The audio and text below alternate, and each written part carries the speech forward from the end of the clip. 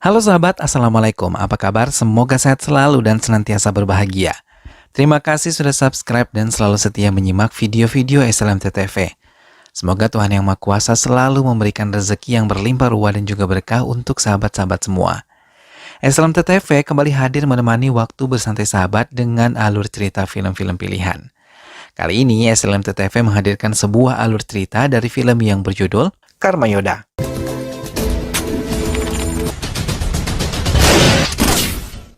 Film diawali dengan memperlihatkan pemandangan kota Mumbai, India. Kemudian terlihat seorang pria melangkah dengan pasti menuju suatu tempat dengan membawa tas berwarna hitam. Tak lama pria tersebut menaruh ponsel di tempat tersembunyi, yaitu di patung kepala kuda, dan menaruhnya tepat di bagian mulut patung. Kemudian melanjutkan perjalanan menuju ke atas sebuah gedung tinggi. Ternyata di dalam tas hitam yang dibawa pria tersebut berisi sebuah pistol senapan. Pria tersebut lalu merakit pistol senapan yang ia bawa. Pria itu bernama Matt Maddy, seorang polisi bertubuh kekar dan juga gagah. Dari atas gedung tinggi tersebut terlihat Matt Maddy sedang menunggu seseorang yang menjadi incarannya. Siang berganti malam, Maddy terus menunggu seseorang tersebut. Hingga akhirnya ia mendengar suara 4 orang yang sedang berjalan dan berbicara lewat telepon yang tersambung ke ponselnya yang ia pasang di mulut kepala patung yang berbentuk kepala kuda. Maddy langsung berdiri dan membidik pas di kepala 2 orang yang sedang berjalan tersebut. Sontak 2 orang lainnya gelagapan mencari sumber tembakan yang mengarah kepada 2 temannya. Setelah menyelesaikan misinya, Matt Maddy dengan santai turun melewati kerumunan massa yang sedang berkumpul melihat korban tembakan yang ia lakukan. Terlihat Matt Maddy menabrak seorang polisi, hingga polisi tersebut berkata bajingan kepada Maddy. Tetapi betapa terkejutnya polisi tersebut ketika mengetahui yang ia tabrak adalah Maddy. Sontak polisi tersebut diam terbelalak dan membiarkan Maddy pergi. Maddy rupanya mendatangi kantor polisi. Terlihat di sana betapa Maddy dihormati oleh polisi lainnya, karena Maddy adalah komisaris polisi yang sangat terkenal. Kemudian saat sedang berjalan, Maddy didatangi oleh salah seorang polisi dan menanyakan dari manakah Maddy selama 2 hari ini menghilang dengan posisi telepon yang terhubung, tapi tak mendapatkan balasan darinya. Dan polisi tersebut bertanya apakah hubungannya Maddy dengan 2 orang yang tertembak mati, yaitu Yusuf Patel dan anak buahnya. Kemudian Maddy terlihat memasuki ruangan komisaris yang tengah mencari keberadaannya. Komisaris menanyakan dari manakah 24 jam ia menghilang dengan telepon yang terhubung tapi tidak ada respons. Maddy menjawab bukan 24 jam lamanya, ia menghilang melainkan 37 jam. Kemudian komisaris juga bertanya kepada Maddy adakah hubungannya dengan kasus penembakan tersebut. Maddy menceritakan semua aksi yang ia lakukan dalam penembakan tersebut kepada komisaris polisi lalu ia pergi. Scene berpindah memperlihatkan seorang kepala sekolah sedang berpidato di depan para siswa dan juga para dewan guru. Di antara pidatonya, ia menyebutkan kebanggaannya terhadap salah satu muridnya yang bernama Shalini Nair. Shalini cemas menunggu kedatangan para kakaknya pada saat acara itu tengah berlangsung. Kemudian tak lama Shalini dipanggil untuk naik ke atas panggung agar menerima penghormatan dari kolektor distrik Muhammad Riaz. Terlihat di sana betapa bangganya Ibu Shalini melihat anak perempuannya mendapatkan penghargaan tersebut, begitupun juga dengan teman-teman dan dewan guru yang berada di tempat tersebut.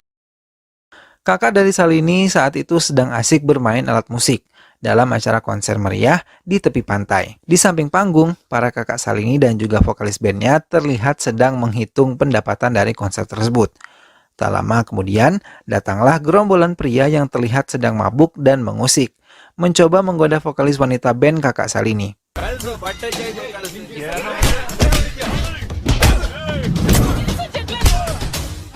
Akhirnya terjadilah baku hantam dan saling kejar-kejaran antara mereka.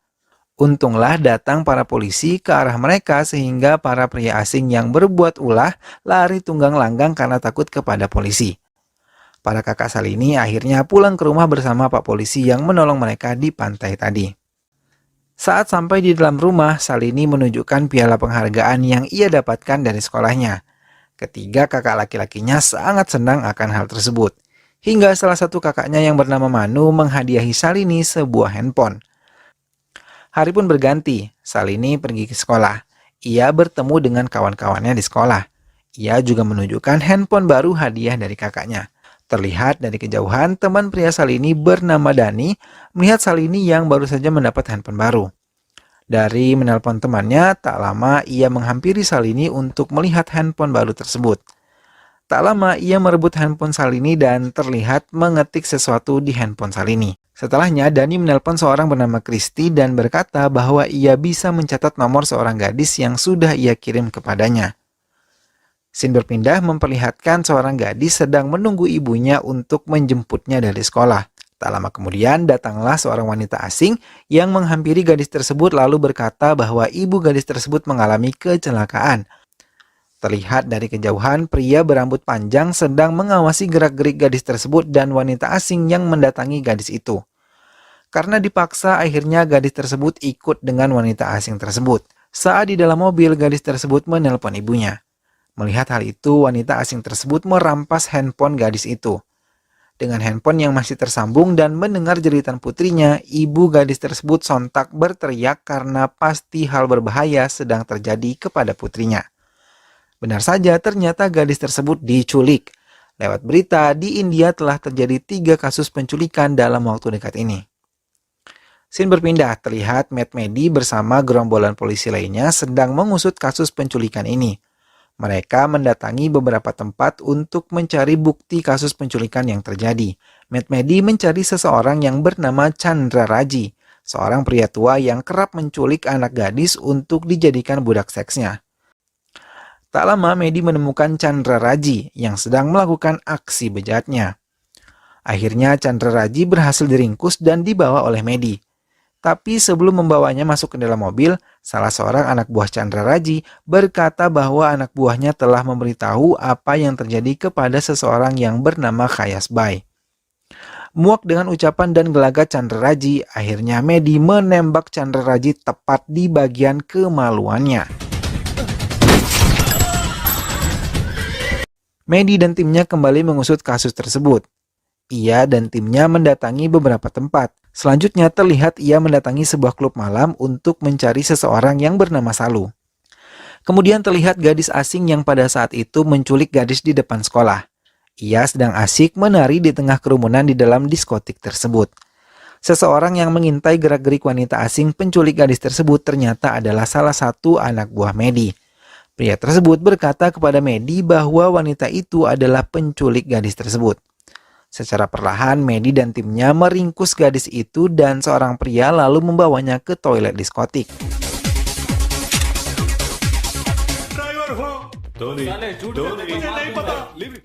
Di sanalah Medi dan tim menginterogasi wanita tersebut dan terlihat ia sangat ketakutan saat diinterogasi oleh Medi.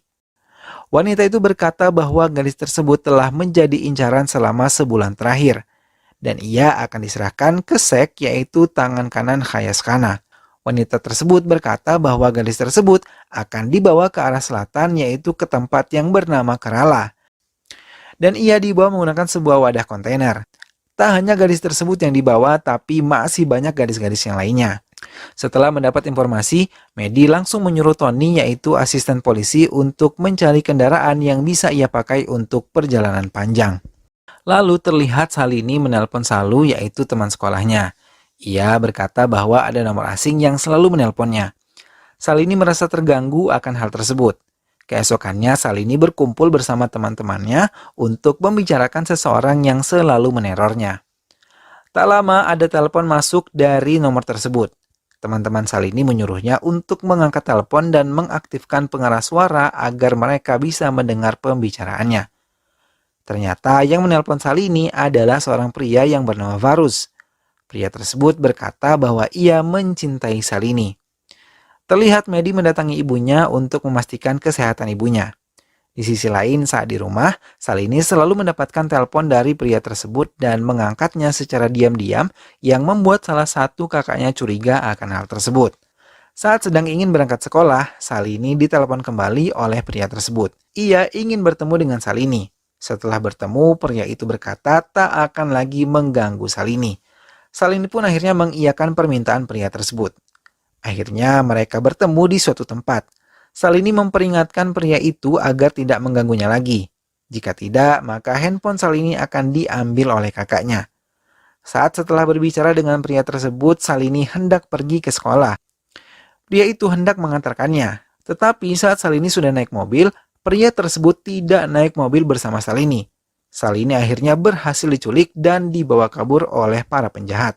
Di tempat lain terlihat sesosok pria sedang ingin melakukan hubungan suami istri bersama seorang wanita. Anehnya, pria tersebut terlihat aneh, seperti seseorang yang selalu dihantui dengan masa lalu yang suram. Ia terlihat seperti ingin membalaskan dendam lama terhadap seseorang. Tak lama terlihat datanglah pria asing yang datang. Ternyata mereka akan melakukan negosiasi penjualan gadis di bawah umur yang disertai dengan sertifikat keperawanan. Di sisi lain terlihat ketiga kakak Salini dan juga ibunya sedang kebingungan mencari keberadaan Salini yang menghilang. Setelah mencari informasi, akhirnya mereka tahu bahwa dalam waktu dekat ini Salini selalu diteror oleh laki-laki bernama Varun, karena ulah si Dani, teman sekolahnya Salini. Madi terlihat menemui seorang pria yang memiliki informasi mengenai kasus penculikan anak di bawah umur yang sedang ia usut. Pria tersebut berkata bahwa terdapat sebuah desa bernama Catan Peti Deka dengan Tenkashi di sana terdapat kuil Kala Bairava. Kuil tempat gadis-gadis yang menjadi pekerja seks. Terlihat Dani dan orang tuanya sedang diinterogasi oleh polisi terkait penculikan Salini yang tak lain disebabkan oleh Dani yang memberikan nomor telepon Salini kepada orang asing. Saat diinterogasi, Dani berkata bahwa yang menyuruhnya adalah seseorang yang bernama Christopher dengan keuntungan ia mendapatkan 500 sampai 1000 rupiah. Orang tua Dani memarahi Dani karena ulah yang ia buat. Polisi lalu meminta Dani untuk menghubungi nomor Christopher tetapi nomor tersebut tidak aktif. Selanjutnya, Medi mendatangi sebuah kantor polisi di bagian selatan India. Ia menemui seorang kepala polisi, namun kedatangannya sia-sia. Kepala polisi tersebut terlihat meremehkan perkataan Medi atas kasus yang telah terjadi. Medi geram kemudian pergi meninggalkan kantor polisi tersebut. Di sisi lain, ketiga kakak Salini mendatangi seseorang di pantai tempat mereka melakukan konser band. Ia mencoba mencari seseorang yang bernama Christopher, tapi seseorang yang mereka temui tersebut tidak tahu hingga salah satu kakak Salini memberikan nomor telepon yang kerap menghubungi adiknya. Saat ditelepon benar saja nomor itu milik Christopher. Menurut seseorang yang mereka temui, Christopher adalah orang yang menyerang mereka setelah selesai dari konser pada saat itu. Akhirnya ketiga kakak Salini mendatangi Christopher yang sedang berdiri di tepi pantai. Ketiga kakak Salini langsung menghajar Christopher dan teman-temannya dengan membabi buta. Saat sedang ingin menyerang dengan pecahan botol yang kakak Salini bawa, datanglah para polisi. Polisi tersebut membantu menginterogasi Christopher hingga mereka mendapatkan informasi bahwa di balik penculikan tersebut adalah Satan Suni. Ia hanya bertugas mengumpulkan nomor telepon dan menyerahkannya kepada Satan Suni. Medi yang mendapatkan informasi terlebih dahulu mencoba mendatangi Satan Suni di kediamannya.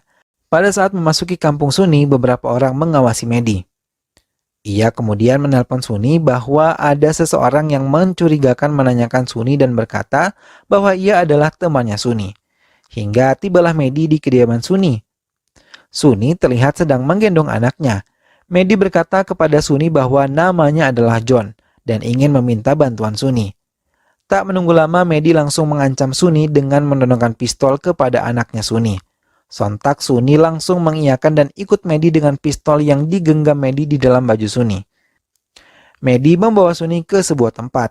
Ia menggantung Suni di sebuah pohon dan diikat dengan ban dan posisi yang terbalik menghadap ke bawah. Medi terus bertanya kepada Suni mengenai keberadaan gadis yang ada di foto yang Medi bawa. Suni terus-terusan menjawab bahwa ia tak tahu. Karena geram, akhirnya Medi memotong jari Suni dengan alat yang ia bawa. Suni berkata bahwa dia hanya berurusan dengan kasus penculikan 4 orang gadis yang terjebak ke Dubai. Suni menyebutkan nama baru pada kasus ini yaitu Surab dan Anup. 2 orang ini mengemas gadis perawan menuju luar negeri dan sebagian dijual di pasar India. Tak lama kemudian datanglah temannya Medi. Pria tersebut melihat Medi memperlakukan Suni dengan sangat ganas. Tak berhenti di situ, Medi berencana akan membakar Suni dengan meletakkan bakaran ban tepat di dekat tubuh Suni yang tergantung. Teman pria Medi sangat terkejut melihat hal yang dilakukan oleh Medi. Dengan cepat, ia mencoba mencegah perbuatan yang Medi lakukan. Kemudian Medi berkata kepada temannya itu mengapa ia bisa bersikap seperti itu kepada Suni. Dan betapa terkejutnya, hal yang mendasari perlakuan keji Medi kepada Suni adalah karena gadis cantik di dalam foto korban penculikan tersebut adalah anak gadis Medi.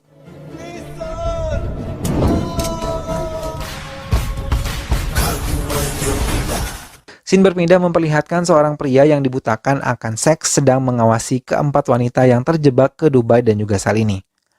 Pria tersebut mencoba bersikap kurang ajar dan mencoba memperkosa salah satu gadis. Saat aksinya sedang berlangsung, kawan gadis lainnya mencoba membantu gadis yang hendak dibawa pergi oleh pria tersebut. Tak lama kemudian, handphone pria itu terjatuh dan Salini langsung mengambil handphone tersebut lalu mencoba menghubungi kakaknya. Ternyata aksi Salini diketahui oleh penculik lainnya. Belum sempat Salini berkata di mana ia disekap, handphone tersebut dirampas dan dibanting oleh pria tersebut. Ketiga kakak Salini bertanya-tanya di manakah tempat Salini disekap. Karena saat ditelepon ia mendengar suara pesawat yang sedang lepas landas dan juga suara kereta. Setelah berpikir beberapa saat, mereka menyadari di mana posisi adiknya disekap, yaitu di Kochu Valley, sebuah gedung yang tertutup. Lantas mereka mendatangi tempat tersebut.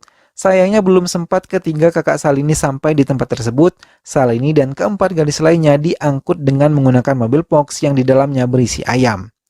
Sesampainya di sana, ketiga kakak Salini tak menemukan keberadaan adiknya.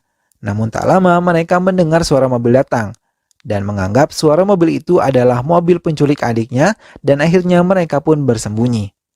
Ternyata suara mobil yang datang itu adalah mobil Matt Medi yang datang bersama temannya yang berusaha mencari keberadaan anaknya dan gadis-gadis korban penculikan lainnya. Mereka saling mengintai dan mengira satu sama lain adalah penculik dari kasus ini. Hingga akhirnya mereka saling menyerang dan saling tahu bahwa mereka sama-sama mencari seseorang tersayang yang sedang diculik.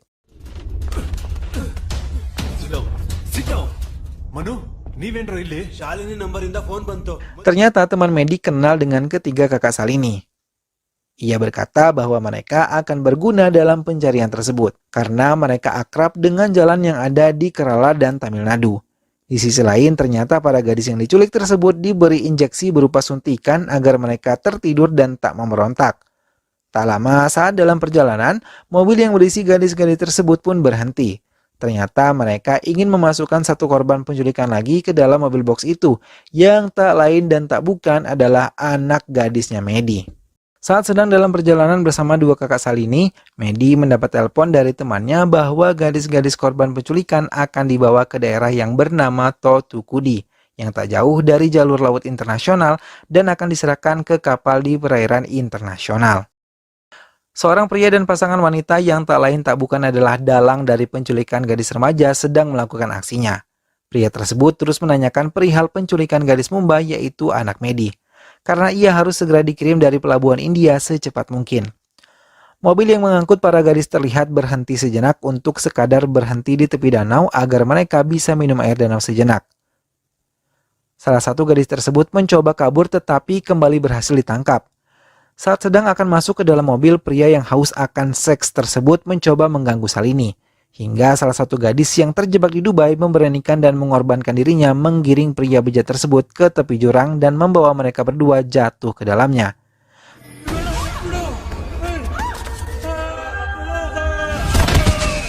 Hal itu dilakukan demi menyelamatkan teman-temannya dari pria yang haus akan seks tersebut.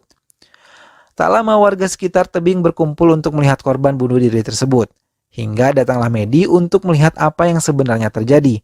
Dengan memperlihatkan kartu tanda polisinya, akhirnya ia diperbolehkan untuk menyelidiki korban tersebut hingga akhirnya ia menemukan 2 lembar kertas mengenai perjalanan dari Dubai yang dibicarakan oleh Suni. Ia mengetahui bahwa gadis itu adalah salah satu gadis korban penculikan. Tak lama Medi dan kedua kakak Salini adu argumen mengenai kasus penculikan ini hingga akhirnya mereka memutuskan untuk berjalan masing-masing. Kemudian saat sedang melanjutkan perjalanan, Medi mendapat telepon dari teman polisinya. Temannya mendapatkan informasi bahwa seorang yang melakukan pengangkutan seorang itu tinggal di Chatanpati. Pria tersebut penuh kekuatan. Para polisi dan politisi berada di bawah kendalinya. Kemudian scene berpindah memperlihatkan seorang pria yang berkuasa di Chatanpati. Ia sedang melakukan intimidasi terhadap seorang pria. Tak lama ia mendapat telepon dari Galena, yaitu wanita yang menjadi dalang dalam kasus tersebut.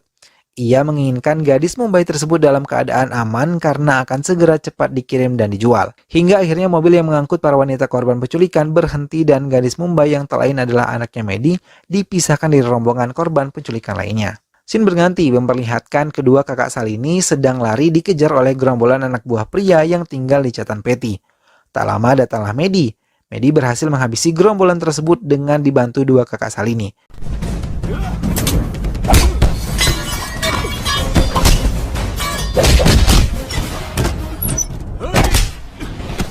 Hingga akhirnya ia mendatangi pria Chatanpati tersebut, lalu menonjoknya pas di bagian wajah pria tersebut.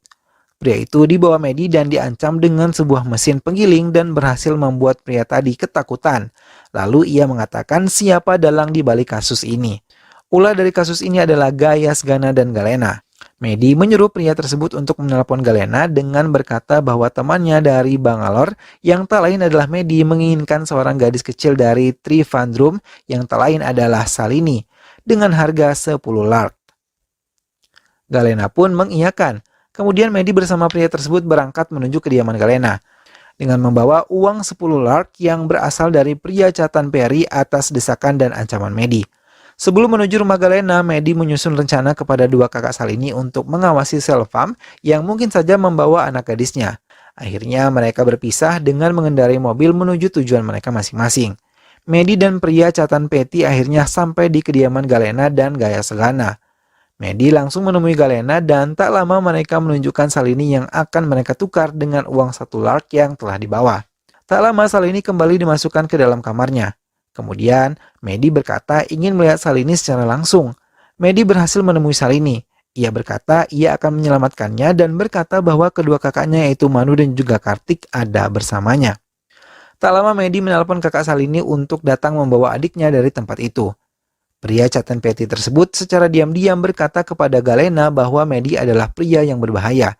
Hingga Galena berteriak menyuruh Surab untuk memeriksa dan mendatangi Medi dan Salini di dalam kamar.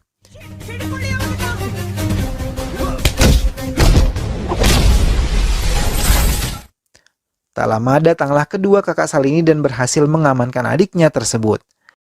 Kemudian dengan pistolnya Medi mengancam Galena dan menanyakan keberadaan anak gadisnya. Akhirnya Galena mengatakan di mana keberadaan anak gadis Medi, yaitu di pelabuhan di gedung nomor 5. Jika Galena berbohong, Medi berjanji akan kembali untuk menghabisinya. Tak menunggu waktu lama, Medi langsung menuju pelabuhan dan gedung nomor 5. Sampai di sana Medi tak menemui siapapun. Tapi tak lama terdengar seorang memanggil namanya.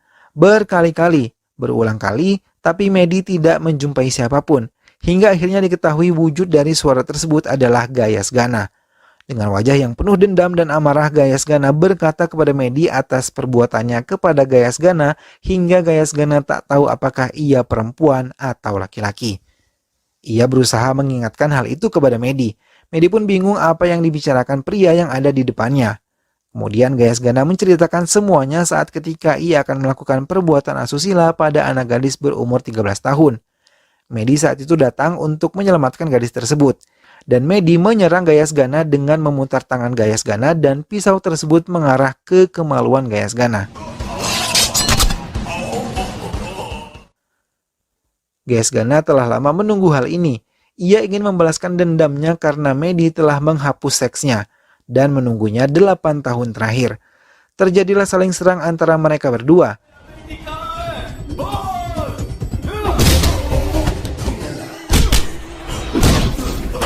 Medi terlihat begitu putus asa karena Gayas Gana tak mau memberitahu keberadaan putrinya walaupun sudah babak belur Gayas dibuatnya.